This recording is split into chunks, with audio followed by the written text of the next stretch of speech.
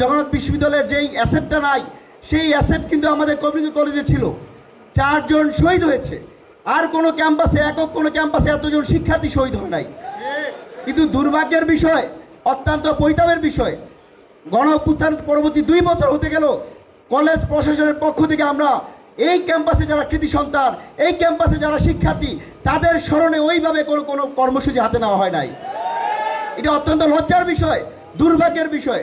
আমি স্যারের প্রতি আহ্বান জানাবো, মাননীয় প্রতিমন্ত্রীর দৃষ্টি আকর্ষণ করছি, যদিও তিনি এই মন্ত্রণালয়ের দায়িত্ব নয়, তার কাছে আমার বিনীত আহ্বান, যত দ্রুত সম্ভব আমাদের কমিউনিটি কলেজ শাখার কলেজের যে বীর 4 জন শহীদ আছে তাদের স্মরণে স্মৃতিস্তম্ভ নির্মাণ করা, সেমিনার বিভিন্ন ফ্যাকাল্টিতে তাদের নাম তৈরি করা সহ তাদেরকে যেন যুগ যুগ ধরে এই কমিউনিটি কলেজের শিক্ষার্থীরা স্মরণ করতে পারে, তাদের আত্মত্যাগের কারণ যেন বাংলাদেশ স্বাধীন হয়েছে এই গল্প বীরত্ব কথা যেন দেশের সকল মানুষ জানতে পারে, সেই ব্যবস্থা করার অনুরোধ জানাই।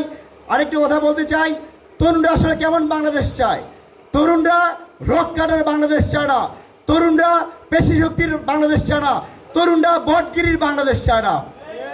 আমরা দেখতে পেয়েছি শহীদ আবু সাইদের পুণ্যভূমি সেই বেগম রোকেয়া বিশ্ববিদ্যালয়ে আল্লাহু আকবার নারে তাকবীর বলে ছাত্র শিবিরের গুন্ডারা কিভাবে ছাত্রদলকে ধাওয়া করেছিল, সেই সন্ত্রাসী কর্মকাণ্ডকে আরেকজন জামাত নেতা, যার একমাত্র পরিচয় মাননীয় প্রধানমন্ত্রী জনাব তারেক রহমানের প্রতিদ্বন্দ্বী, তিনি এটাকে একজন বিজয় হিসেবে উল্লাস করেছেন।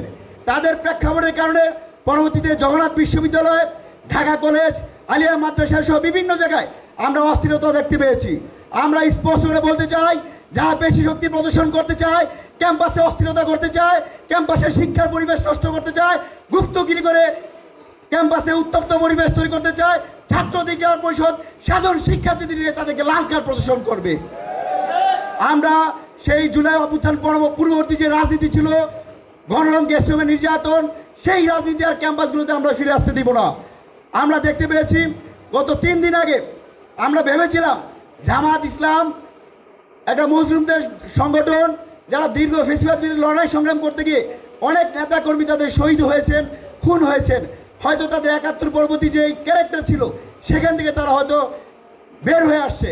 অত্যন্ত লজ্জার বিষয় আমরা দেখতে পেয়েছি কুষ্টিয়াতে আমার ছাত্র অধিকার পরিষদ সরকারি কুষ্টিয়া কলেজের সভাপতি সোহানের নাক ভেঙে দিয়ে, তার দাঁত ভেঙে দিয়ে, তার হাত ভেঙে দেওয়ার মধ্য দিয়ে কুষ্টিয়া সরকারি কলেজের সাধারণ সম্পাদক মুসাদ্দেকের পায়ের রক কেটে দিয়ে, যার বর্তমানে প্রায় 26টি সেলাই লেগেছে, তারা আবারও প্রমাণ করেছে তারা জালিমদের সংগঠন নয়, তারা মুসলিমদের সংগঠন নয়, তারা জালিমদের সংগঠনে রূপান্তরিত হয়েছে। আমরা এই জালিমদেরকে স্পষ্টভাবে বলতে চাই, তারা যদি এদেশে আবার রক কাটার ইতিহাস নিয়ে আসতে চায়, মানুষকে খুন খারাপির ইতিহাস নিতে চায়, এদেশের ছাত্র জনতা তাদেরকে দাও দিয়ে বাংলাদেশ থেকে বিতাড়িত করবে।